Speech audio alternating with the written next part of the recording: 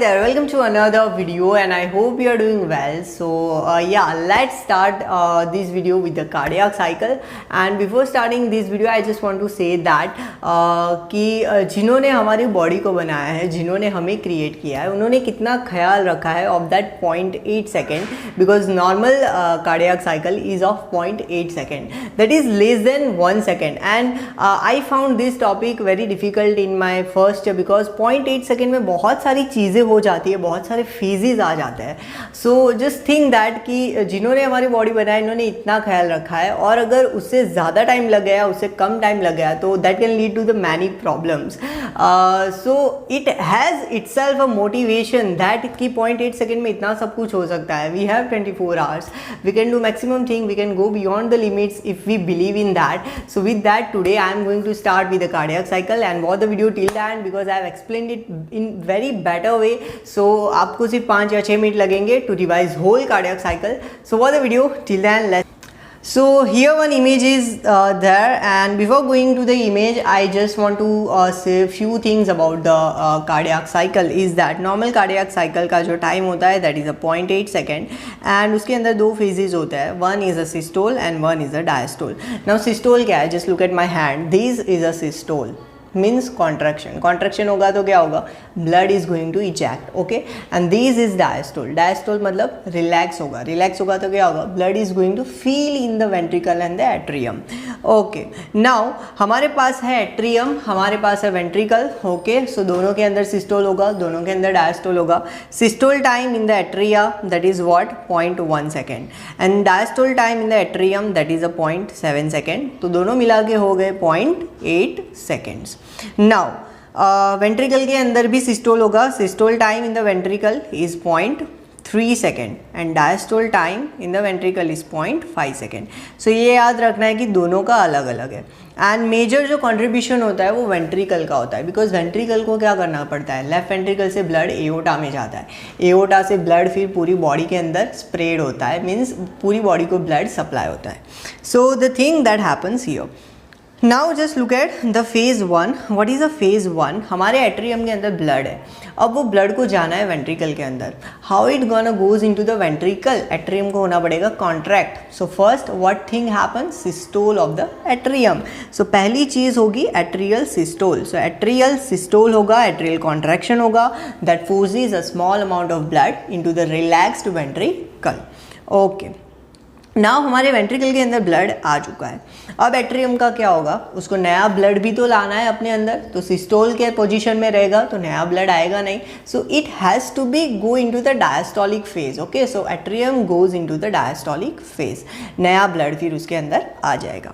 Now what happen? हमारा जो पुराना ब्लड था, मतलब फर्स्ट टाइम जब एट्रियम ने सिस्टोल किया तब वाला ब्लड था वो वेंट्रिकल के अंदर है. अब वेंट्रिकल से वो ब्लड को जाना है बॉडी के अंदर. कैसे जाएगा? लेफ्ट वेंट्रिकल कौन सी आर्टरी से जुड़ा हुआ होता है? एओर्टा से.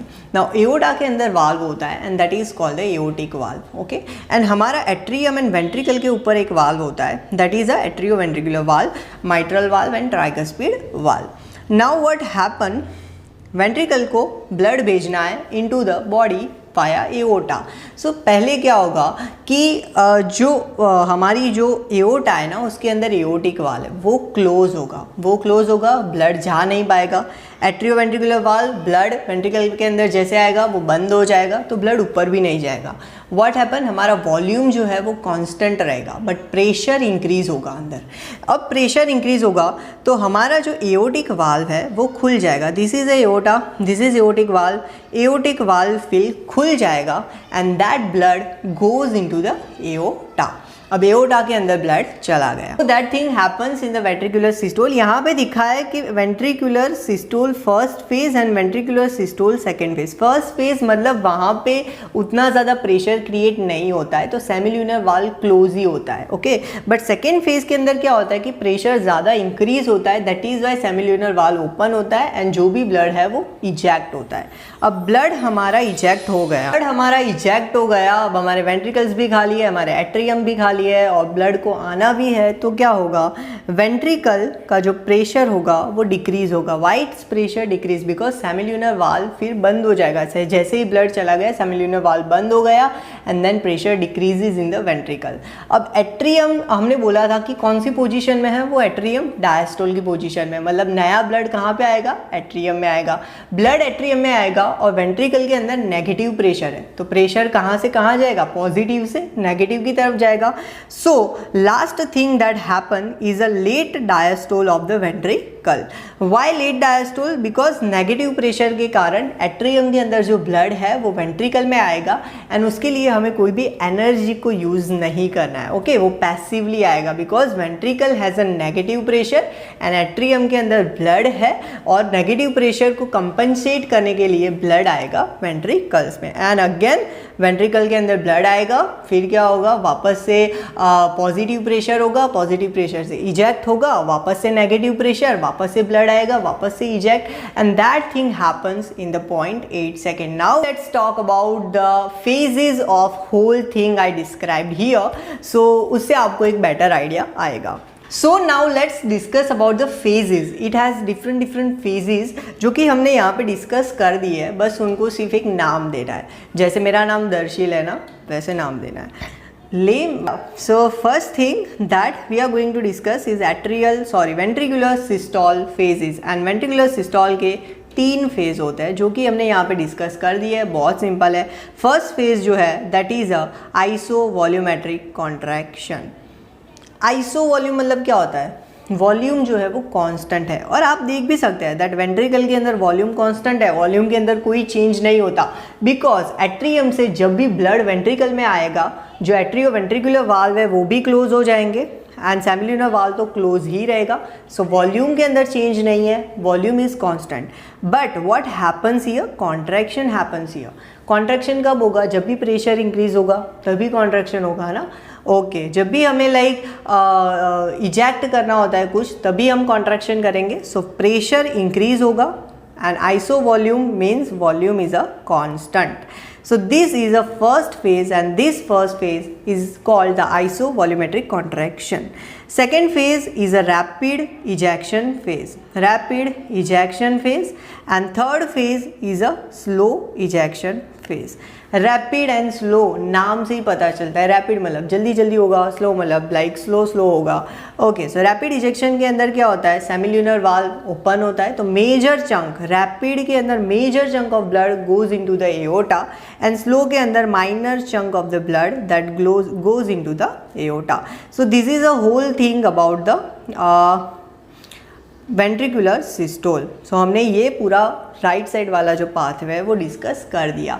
क्या होता है, ब्लड आता है, isovolumetric contraction, semilunar valve open, blood goes into the aorta and then ventricle goes into the diastolic phase. Now let's discuss about the diastole phase. Systolic के अंदर कितने फेज थे, 3 थे, हमें यहाँ पे 2 बढ़ा देना है। डायस्टोलिक फेज कितने होते हैं, 5 होते हैं। Number first is a protodiastolic phase. Protodiastolic मतलब शुरुआत का, अभी जस्ट शुरुआत हुई है। So what happen, semilunar valve जो है इन द एओर्टा वो क्लोज हो जाएगा। Okay, and that is called the protodiastolic phase, that is the beginning of this phase. Okay, so this is a protodiastolic phase. Second phase is what, जैसे हमारा था volumetric contraction, वैसे ही यहाँ पे आइसोवॉल्यूमेट्रिक relaxation. Isovolume मतलब volume constant, because semilunar valve क्या है, close हो गया। ओके, एट्रियोवेंट्रिकुलर वाल्व भी क्लोज होगा, volume is going to be constant. And relaxation मतलब प्रेशर डिक्रीज होगा तभी हम रिलैक्स करेंगे। So this is the isovolumetric relaxation. Third phase is rapid filling phase. Okay, and fourth phase is slow filling phase. जैसे हमने देखा ventricular systole के अंदर रैपिड मतलब जल्दी जल्दी होगा एंड स्लो मतलब स्लो होगा। तो रैपिड फिलिंग फेज के अंदर major chunk of the blood, around 80% of the blood comes into the ventricle, and slow phase के अंदर भी जितना बाकी बचा कुचा होता है that blood goes into the ventricle. After that एक एडिशनल फेज होता है and that is called the active filling phase. Active filling phase, rapid filling phase that is a passive. Okay, वहाँ पे हमें कोई एनर्जी को खर्च नहीं करना है बिकॉज ब्लड नेगेटिव प्रेशर की ओर आ रहा है। But in the active filling phase जो भी ब्लड बच गया है इन द एट्रियम उसको कॉन्ट्रैक्ट करके हमें वेंट्रिकल के अंदर भेजना पड़ेगा। So that is called the active filling phase and this is our whole ventricular diastole. So these are the thing about the whole cardiac cycle. I hope कि आपको समझ में आ गया होगा। थोड़ा सा कॉम्प्लेक्स है just all the terms, but अगर आप एक प्रोसेस की तरह समझेंगे then it will be easy for you to remember.